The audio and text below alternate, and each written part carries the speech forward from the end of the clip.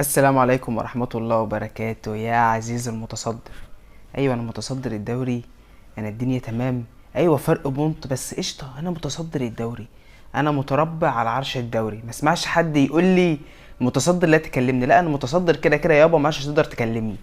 تمام. بس النهارده طبعا عندنا حاجات كتير هنتكلم فيها، وعندنا بلالين وحوارات من عمو امام عاشور.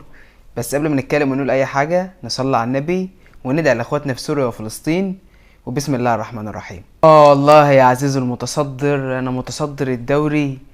الاهلي متصدر الدوري بعد 7 مباريات 15 بونت. الزمالك برضو 7 مباريات 14 بونت. بيراميدز 14 بونت. ايوه هو فرق بونت بس الدنيا تمام، يعني انا متصدر كده كده. فباذن الله معناش هننزل من الصداره، خلاص الاهلي مادام طلع ما عادش بينزل. ده الطبيعي يعني، فان شاء الله هنفضل متصدرين والدوري ان شاء الله بتاعنا. ونقط النهارده اللي انا جاي عايز اتكلم فيها اداء الاهلي النهارده. ايوه مش احسن حاجه بس كويس كويس عن الماتشات اللي فاتت.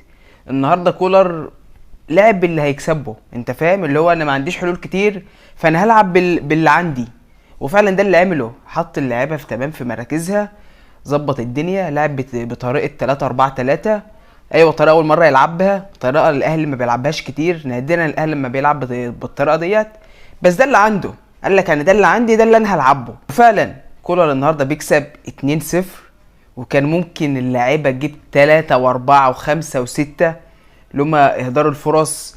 اللعيبه النهارده اللي كان عاجبني النهارده في شكل الاهلي ان الاهلي انت فاهم قصدي، في شكل في الملعب، في اللعبه لاقيه بعض، اللعبه مش بتأنن في كور في كور. لو امام كان أنن فيها، امام في كورتين لامام تقريبا، لو ممكن أنن فيهم كان ممكن يجيب اجوان. بس في لا في باصات كتير، اللعبه لاقيه بعض، اللعبه عايزه تباص، اللعبه اول مره احس ان لعيبه الاهلي همه، لا مش هم اللي اخد اللقطه، مش هم اجيب جول، لا انا عايز اكسب بس. ففعلا ده اللي كان النهارده ظاهر في ارض الملعب. والنهارده جمله الهدف الملغي بتاع وسام ابو علي في الدقيقه 26 اتكرر هو في هدف قفشه. نفس الطريقه بنفس اللعبه بنفس السروب بنفس كل حاجه بنفس العرضيه، بس اللي كان خروج يحيى عطيه الله ونزل مكانه كريم الدبيس اللي عامل ماتش كويس قوي، يعني على الدقيقه اللي هو لعبها عامل ماتش حلو وعامل عرضيه واسيست ولا اروع. هي الجمله ديت هو كولر قال الماتش، قال ان كابتن احمد سامي بيلعب على مصيده التسلل. فهو فعلا ضرب مصيده التسلل 3 مرات، هدف وسام ابو علي الاوفسايد، هدف قفشه، وهدف امام عاشور الاختراقه. بص الهدف بتاع قفشه دوت بان هدف في امام عاشور، انا بالنسبه لي من وجهه نظري اسيست الشحات ولا اروع. يعني اسيست الشحات 70% او 80% من الهدف. قطعت وسام بقى قطعت امام والتفنيشه بتاعته دي ال 20 دي ال 20 التانيين. ده من وجهه نظري. حسين الشحات الشوط الاولاني ما كانش باين، ما كانش هو حسين الشحات، بس الشوط التاني عامل اسيست الامام واسيست القفشه، حته من بتاعه دي بروين، حته جميله قوي من لمسه واحده من على المغمض هوب اسيست. بس للاسف قفشه ضيعها. فالنهارده الاهلي كان شكله حلو نوعا ما، الاهلي كان كويس، اللعبه كانت كويسه نوعا ما، الدنيا كانت تمام. امام عاشور راجل المباراه يستحقها. طب كده كده هنتكلم على حركه البالونه والاحتفال، بس في الاخر الحاجه اللي انا عايز اتكلم فيها الوقت يحيى عطيه الله. يحيى عطيه الله اصابه تقريبا هيغيب من اربع اسابيع ل6 اسابيع، يعني رينج تقريبا شهر ونص. انت فاهم قصدي؟ فانت كده الوقت انت ما عادش عندك الوقت جبهه شمال، الباك الشمال بتاعك اتصاب، والباك الشمال التاني علي معلول لسه راجع. فانت اجباري خلاص اجباري علي معلول لازم تسجله ولازم تديله ماتشات الفتره الجايه. طبعا ريحه عطيه الله لما يبدا يرجع بعد ست اسابيع، الله اعلم هيبقى فيت ولا لا، او هيبقى 6 اسابيع مش اكتر. فانت كده كده خلاص، انت علي معلول بص هي ارزاق. وهو هي بص هي خلاص هي عايزه علي معلول في الاهلي، هي عايزه علي معلول في الاهلي. خلاص يابا انت مكانك، سبحان الله هي ارزاق. فعلا يا ابني والله انت ربنا بيحبك، وهي خلاص هي عايزه الاهلي، هي عايزه الاهلي. فانت خلاص يابا تجدد لعلي معلول وتديله احلى حاجه هو عايزها، وتسجله في القايمه ويبدا يلعب. وربنا يقومك بالسلامه. انا يحيى عطيه الله ربنا يقومك بالسلامه. وكمان بقى مش يحيى عطيه الله بس، لا ده مستشفى الاهلي فتحت. هو الاهلي بيخرج لعيبه وهيمشي لعيبه، واللعيبه عنده هتتصاب كمان في يناير، هي هتخلص كده؟ لا طبعا. عندك ياسر اتصاب، تقريبا هيغيب برضو فتره مش كبيره يعني. عندك اشرف داري، انت عندك دلوقتي كل المغاربه اللي انت جبتهم بسم الله ما شاء الله، رضا سليم، اشرف داري، ويحيى عطية الله، كلهم ما شاء الله الوقت في المستشفى الوقت عمالين يتكلموا اللغه بتاعتهم ديت، والدنيا مش فاهمه اي حاجه والدنيا بايظه. طبعا خرج اشرف داري ونزل مكانه كوكا، نوعا ما كان كويس تمام.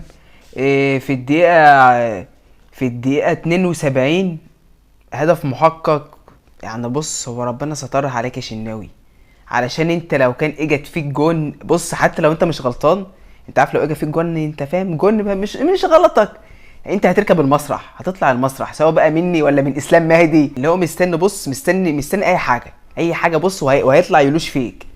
فربنا ستر، والدقيقه 73 برضو نفس القايم، بس المره دي كان في الشمال، المره دي في اليمين، وربنا سترها طبعا على الشناوي وسترها على النادي الاهلي، عشان سموحه لو كانت سجلت اي جون كان هيبقى الماتش ازداد صعوبه جدا يعني. فالدقيقه 74 خرج قفشه ونزل السوليه، ومن وجهه نظري راجل مباراه وهو امام، انت فاهم، هو فعلا امام. انا كان ممكن اتعاطف مع الشحات شويه لو كان هدف قفشه جابه، يعني لو كان هدف قفشه جابه اللي هو اسيست حسين الشحات، انا كنت ممكن اقول لا راجل المباراه هو يستاهلها، كان يستاهلها الشحات، عشان كان الصراحه الشوط الثاني كان كويس قوي، بالذات الاسيست اللي هو عامله لامام والاسيست اللي هو عامله لقفشه. انا بالنسبه لي كان لو كان قفشه جاب الجون كان بالنسبه لي اللي ياخد راجل المباراه الشحات. بس كده عزيزي المتصدر، خلاص انت بقى عزيزي المتصدر، ما عادش عزيزي الاهلي، عزيزي المتصدر. خلصنا الحاجات اللي في السريعه اللي في الماتش، نيجي بقى لقطه احتفال امام عاشور.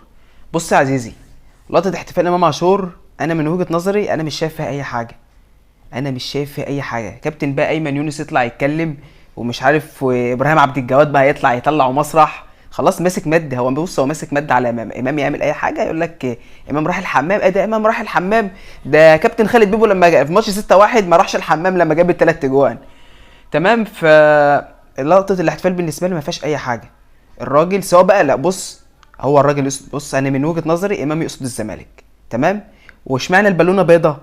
عشان بتلقح الزمالك، دي من وجهه نظري انت راجل قلت انا بحتفل مع بنتي ومش مع بنتي ومش عارف، عم ربنا يخليها لك، بس هو ما فيش الا البالونه البيضه، انت عارف اللي هم ياخدوها على الزمالك، سواء بقى انت تقصدها ولا ما تقصدهاش، وانا من وجهه نظري انت تقصد الزمالك، بس براحتك احتفل براحتك. لما كابتن ناصر منسي في ماتش السوبر عامل لجمهور الاهلي مش عارف كده وعامل مش عارف ايه، جمهور الزمالك الله ده انت جميل، ده انت حلو، ده انت رايق، ده انت مش عارف ايه، غيظهم ومش عارف ايه، اشمعنى الوقت؟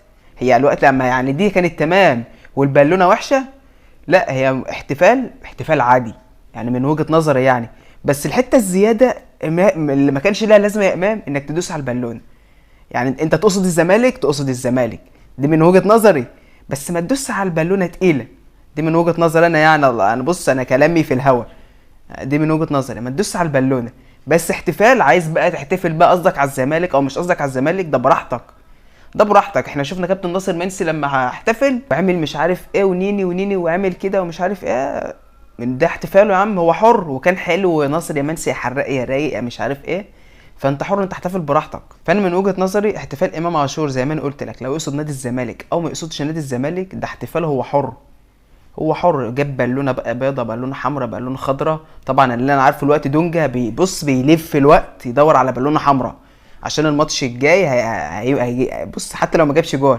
هيدي البالون لاي حد اللي خده منفخه ومش عارف ايه، فسواء بقى يقصد الزمالك او ما يقصدش الزمالك ده احتفاله هو حر. احنا طبعا شفنا بقى ناصر منسي زي ما انا قلت الكلام ده هو حر. بس كده عزيزي الاهلاوي، ده كان فيديو على السريع، واتمنى انك تدعمني بشير ولايك وسبسكرايب سواء على التيك توك او على اليوتيوب لو يعني المحتوى بيعجبك، ولو ما بيعجبكش ادعمني اخي برضو ما يجراش حاجه.